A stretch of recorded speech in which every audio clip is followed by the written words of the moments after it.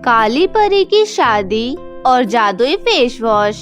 परी लोक में सभी परियों की तरह ही एंजल नाम की एक परी रहा करती थी। एंजल परी व्यवहार में बहुत अच्छी थी, सभी का आदर करना और सभी की बातें माना करती थी। लेकिन एंजल में बस एक ही कमी थी कि एंजल परी बहुत ज्यादा काली थी, जिस वजह से ज्यादातर परी लोक की परियां एंजल को बिल्कुल पसंद नहीं करती थी और ना ही तो एंजल को अपने साथ रहने दिया करती थी। और ऐसे ही एक दिन सारी परियां मेले में जा रही होती है। तभी एंजल कहती है, रेशमा, मैं भी तुम्हारे साथ जाना चाहती हूँ, तुम मुझे भी ले चलो। नहीं नहीं, हम तुम्हें लेकर नहीं जाएंगे, हम अपनी बेइज्जती नहीं कराना चाहते। पहले अपनी शक्ल तो देखो, एक तो इतनी काली हो और ऊपर से तुम्हें कोई पसंद नहीं करता, और तो और तुमसे कोई शादी भी नहीं कर रहा है। पूरे परीलोक में तेरी जैसी बदसूरत लड़की नहीं है।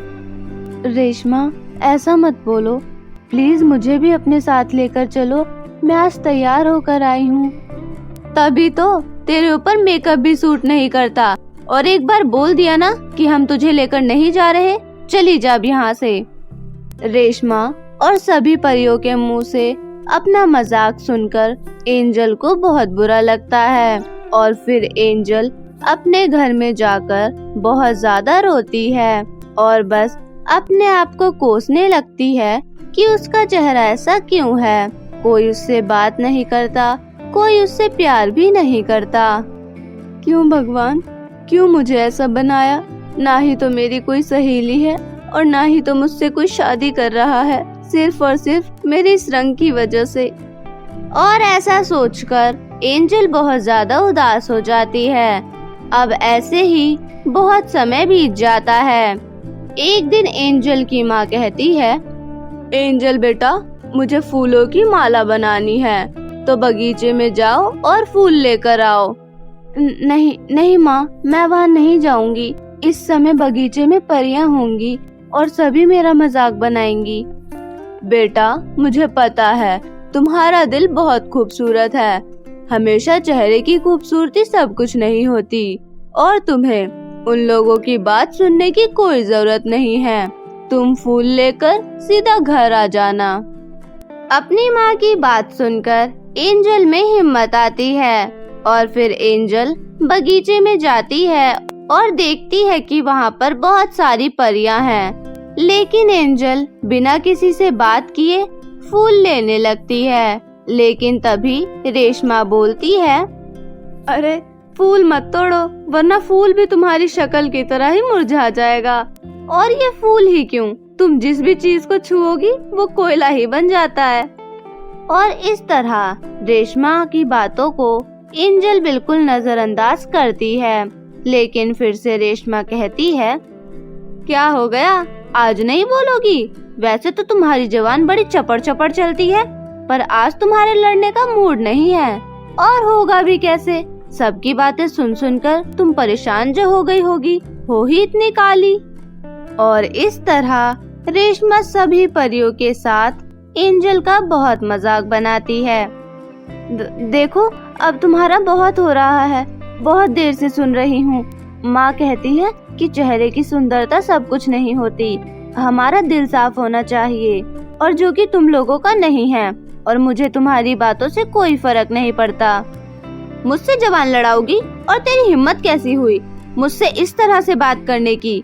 पूरे परीलोक में कोई मुझसे ऐसे बात नहीं करता, और तूने मुझसे इतनी बदतमीजी से बात की। मैं अभी तुझे सबक सिखाती हूँ, अब अपनी गलती की भरपाई कर। इसके बाद रेशमा परी अपनी सभी परियों दोस्तों के साथ एंजल को पकड़ती है और परीलोक के जंगल में पेड़ से बांध देती है। और बोलना क्या हो गया? अब मैं देखती हूँ तेरी मदद कौन करेगा।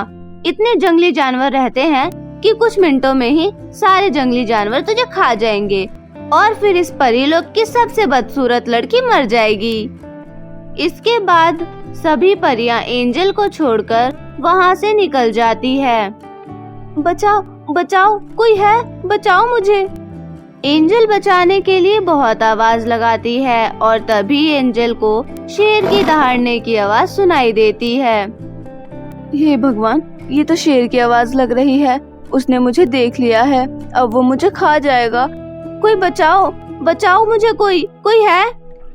और क्योंकि उस जंगल में इतने सारे जंगली जानवर रहा करते थे, इसीलिए वहाँ पर बहुत ही कम परियां आया करती थी और इसी वजह से एंजल की आवाज कोई भी नहीं सुनता। शेर भी एंजल के काफी पास आ चुका था, पर तभी एक जादूगरनी अपनी जादुई शक्तियों से एंजल को रस्सी से खोलती है और जल्दी से अपने साथ उड़ा ले जाती है और उसी बगीचे में आ जाती है। तुम ठीक तो हो? तुम्हें कुछ हुआ तो नहीं ना? हाँ, मैं ठीक हूँ। अच्छा हुआ आपने मुझे बचा लिया, वरना वो शेर तो आज मुझे जिंदा ही नहीं छोड़ने वाला था। आपका बहुत बहुत शुक्रिया। शुक्रिया मत कहो, ये तो मेरा फर्ज है। वैसे ये बताओ, तुम्हारे साथ ये हरकत किसने की? कौन है वो जिसने तुम्हारी जान भी दांव पर लगा दी? जादूगरनी, वो परी लोग की ही कुछ परियां हैं। उसमें से रेशमा ने ही अपनी कुछ सहेलियों के साथ मिलकर मुझे वहाँ पर बांध दिया था, क्योंकि मेरा रंग सांवला है और मुझे कोई भी पसंद नहीं करता, जिस वजह से मेरी शादी भी नहीं हो रही। सब मुझे चिढ़ाते रहते हैं। तभी जादूगरनी अपनी जादुई शक्तियों से एक फेस वॉश मांगती है और फिर कहती है, ये लो एंजल परी, जादुई फेस वॉश। इस फेस वॉश को लगाने के बाद जब तुम अपना चेहरा धोगी तो तुम्हारा चेहरा खिल उठेगा, गुलाब जैसा सुंदर लगेगा तुम्हारा चेहरा, और फिर तुम्हें कोई भी नहीं चिढ़ाएगा और फिर सभी तुमसे प्यार से बात करेंगे। लेकिन एक बात याद रखना, तुम्हें इस फेस वॉश को रोज लगाना पड़ेगा, नहीं तो तुम्हारा रंग वैसे ही हो जाएगा। ये सुनकर एंजल परी को बहुत खुशी होती है, जिसके बाद एंजल परी जादूगरनी को शुक्रिया कहती है और फेस वॉश लेकर वहाँ से चली जाती है और अपने घर आकर उस जादुई फेस वॉश को लगाती है। और जब अपना चेहरा धोती है तो सच में एंजल को तो खुद पर विश्वास ही नहीं हो रहा था कि क्या वो उसी का चेहरा है। एंजल काफी सुंदर लग रही थी और उसका चेहरा चमक उठा था। वाह, मैं कितनी ज्यादा सुंदर लग रही हूँ और मैं कितनी गोरी हो गई। अब मुझे कोई नहीं चिढ़ाएगा, सब मुझसे प्यार से बात करेंगे, सारी परियां मेरे साथ रहेगी अब। इसके बाद एंजल बिना डर के अब कहीं भी जाया करती थी और ऐसे ही एक दिन रेशमा एंजल को देख लेती है और रेशमा के तो मानो होश ही उड़ जाते हैं। उसकी सुंदरता को देखकर रेशमा आश्चर्य में पड़ जाती है। ऐसा कैसे हो सकता है? ये काली कलूटी परी इतनी गोरी कैसे हो गई? कहीं रानी परी ने ही तो उसकी मदद नहीं की, क्योंकि हम में से तो कोई भी परियां अपनी जादू का इस्तेमाल नहीं कर सकती। अगर हमने बिना रानी परी के इजाजत लिए बिना अपनी शक्तियों का इस्तेमाल किया तो वो तो हमें परी लोक से ही निकाल देगी। रेशमा बस यही सोचने लगती है कि उसकी सुंदरता इतनी अचानक से कैसे बढ़ सकती है। एंजल, तुम बहुत ज्यादा सुंदर लग रही हो। वैसे तुम्हारा चेहरा इतना गोरा कैसे हुआ? मेरा मतलब तुमने कोई क्रीम लगाई है? क्योंकि तुम बहुत सुंदर लग रही हो। वैसे मुझे माफ कर देना, मैंने तुम्हारे साथ बहुत गलत किया है ना। तुम्हारा कितना मजाक बनाया है, पर अब मैं तुमसे माफी मांगना चाहती हूँ। आगे से ऐसा कुछ नहीं होगा। एंजल रेशमा को माफ कर देती है और बेचारी एंजल परी इतनी भोली थी कि वो रेशमा के जाल में फंस गई और उसने सब कुछ रेशमा को बता दिया कि उसकी मदद जादूगरनी ने की है। अगले ही दिन एंजल के लिए बहुत सारे रिश्ते आने लगते हैं और जो भी एंजल को पहली नजर में देखता वो उसकी आंखों में खो जाता, क्योंकि एंजल लग ही इतनी सुंदर रही थी कि अब तो उसे मेकअप की भी बिल्कुल जरूरत नहीं थी। और फिर एंजल का रिश्ता माधवगढ़ में रह रहे राजकुमार के साथ तय हो जाता है। एंजल बहुत ही खुश थी, लेकिन जैसे ही ये खबर रेशमा के पास पहुंचती है तब वो गुस्से में कहती है, ऐसा कैसे हो सकता है? उसकी शादी हो रही है, वो भी राजकुमार के साथ। उनसे शादी करने का सपना तो मेरा था, पर राजकुमार को रेशमा का सच नहीं पता। मुझे कुछ ना कुछ तो करना ही होगा, जिससे राजकुमार एंजल को मंडप में ही छोड़ दे और मुझसे शादी कर ले।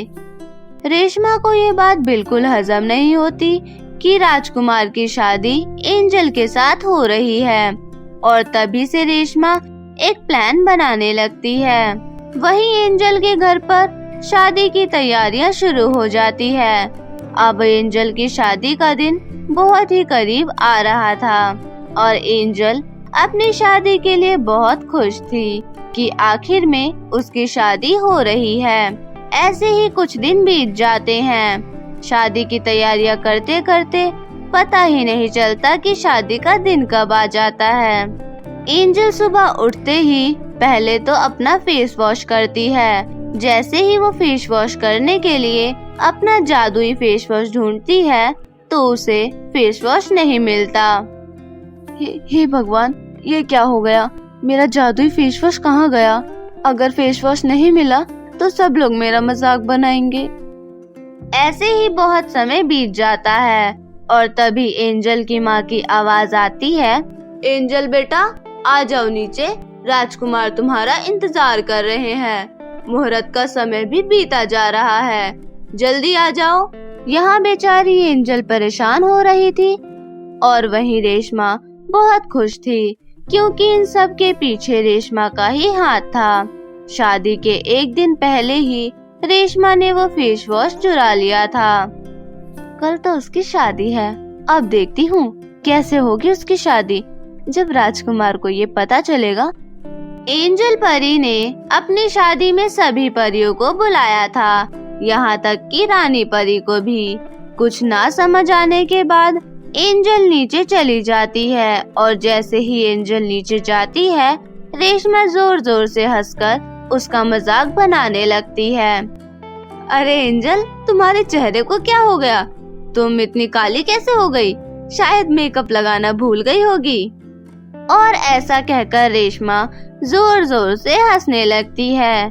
तभी राजकुमार कहते हैं, रेशमा, ये सब तुम क्या कह रही हो? मुझे एंजल ने पहले ही बता दिया था कि उनका रंग सांवला है और मुझे भी इस बात से कोई दिक्कत नहीं है, क्योंकि जिस तरह उन्होंने मुझे सच बताया, मुझे उनकी मन की सुंदरता से ही प्यार है। राजकुमार ने जो भी कहा था वो सब कुछ सच था, क्योंकि एंजल नहीं चाहती थी कि वो सभी के साथ साथ राजकुमार को भी धोखे में रखे। इसीलिए सबसे पहले एंजल ने ये बात राजकुमार को ही बता दी थी।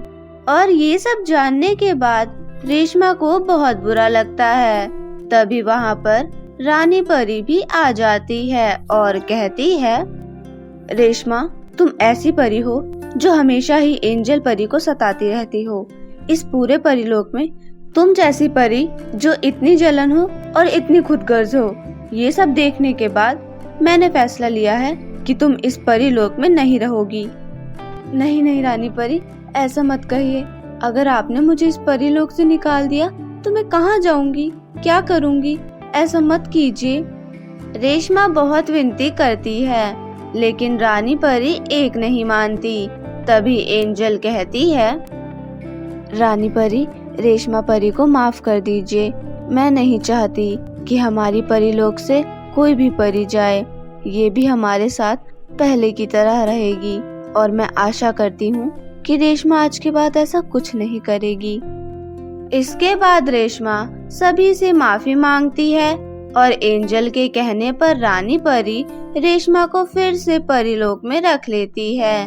और इसके बाद एंजल और राजकुमार की शादी बहुत खुशी खुशी और धूमधाम से हो जाती है।